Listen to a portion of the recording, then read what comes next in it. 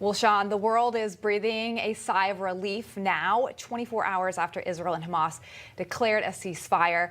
And people took to the streets to celebrate the de-escalation of violence. You can see people chanting and holding Hamas flags in Gaza City.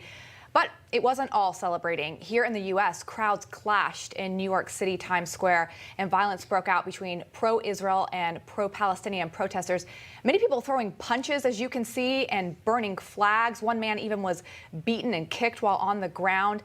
There's also been a rise in anti-Semitic hate crimes in the country, and we're going to get to all that in just a minute. But, Sean, it's really disturbing and sad to see this ripple effect here in the States. It is. I mean, it's amazing. It's sad enough to see what's going on in Israel, but to see this kind of violence in our own country about this is something that I thought just a few years ago we would be united in celebrating. But Israel's reporting what the country accomplished in the last 11 days. They're trying to get the word out on what all of this has done. The Israeli Defense Forces says it actually destroyed over 62 miles of Hamas's tunnels. We talked about those last night, those sort of tunnels throughout Israel that they can transport munitions through.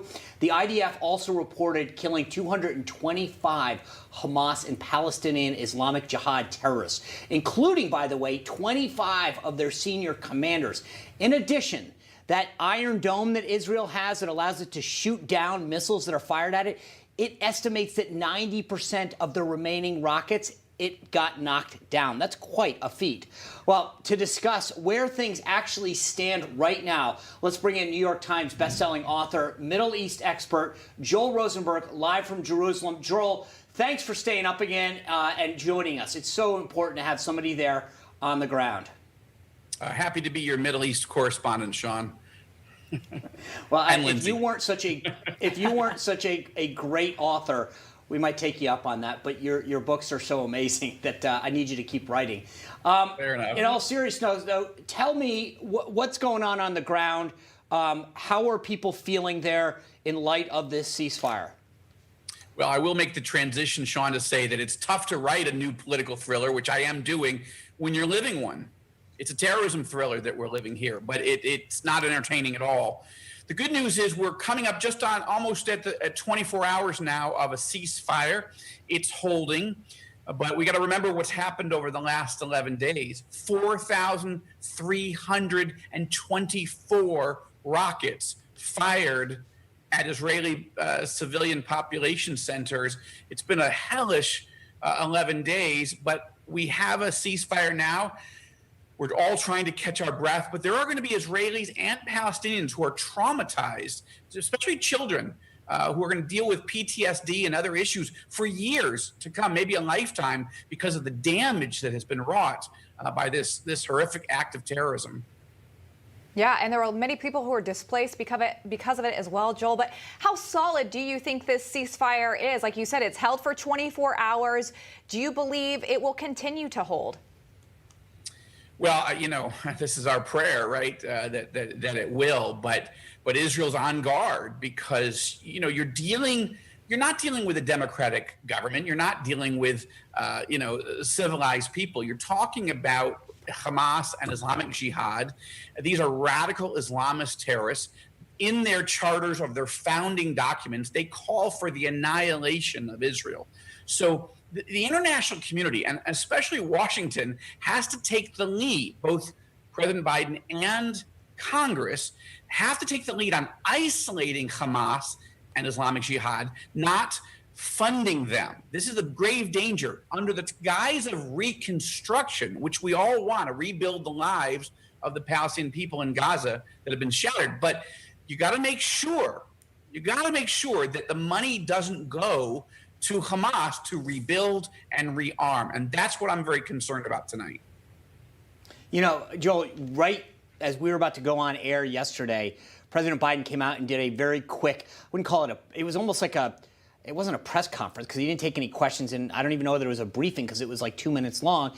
He seemed to kind of take credit and tell everyone how many calls he had made. Of course, a lot of the media here in the U.S. gave him a lot of credit. Take a listen to this. The White House making public in the last 24 hours that President Biden just yesterday called for that significant de-escalation. Now, White House sources I've talked to feel that this all shows Biden's approach to diplomacy working. He laid low in those first few days, trying to rely heavily on that quiet, intensive, behind-the-scenes diplomacy. You know, Joel, it was like they came out, the president mentioned that he talked to Netanyahu 6 times, and Abbas, he had talked to him, and you know, Egypt's president as well.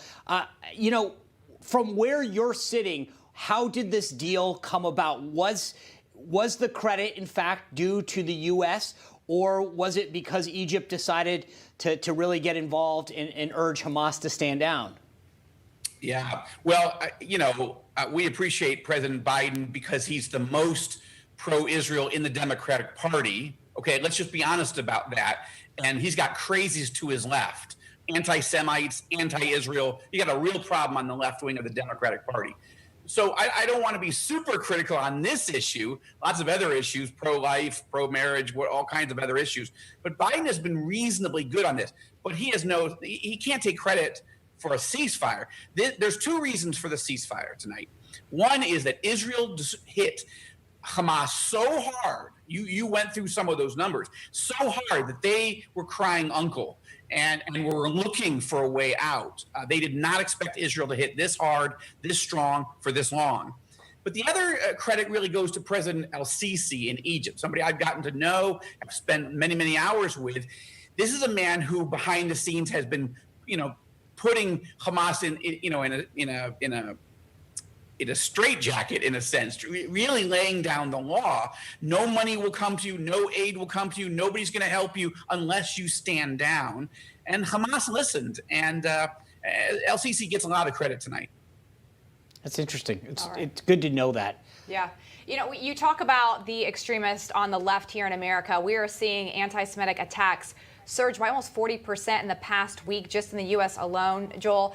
And just this week, pro-Palestinian mobs attacked Jewish diners in L.A., and it's being investigated as a hate crime. Have you ever seen it this bad in America? No, Lindsay, and I got to say that something very wicked has been unleashed around the world. But in the United States, Sean, I heard you say earlier, you know, this type of violence we've come to expect tragically in Israel, and anti-Semitism all throughout Europe. But when it comes home into the United States, that's unnerving, right? Because it is the second largest home for Jewish people in the world, next to Israel.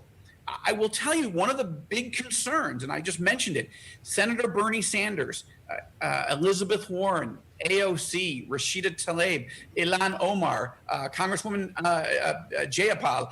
These people are blaming Israel. They're saying that it was our fault that we are, a racist, apartheid, terrible country, and we sort of provoked it and deserved it. When you have that type of left-wing, anti-Israel, anti-Semitic language, right? A country that's been attacked by 4,300 missiles, it's our fault? That's insane. Yeah. That's wrong. But it unleashes, it encourages, it certainly aids and abets the anti-Semitism that we're now seeing on the streets of the United States.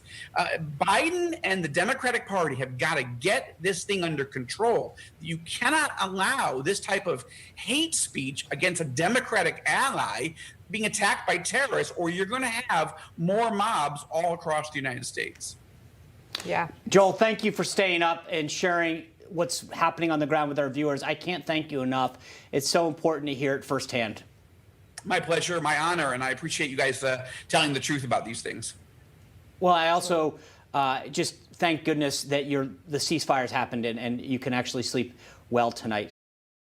Hey, I'm Rob Finnerty. Thanks for watching. If you enjoyed this video, please join the conversation in the comments below. Don't forget to subscribe, too. Hit the bell icon to be alerted to breaking news. And remember, there's a whole lot more on Newsmax TV, America's fastest growing cable news network. Newsmax TV, we're real news for real people.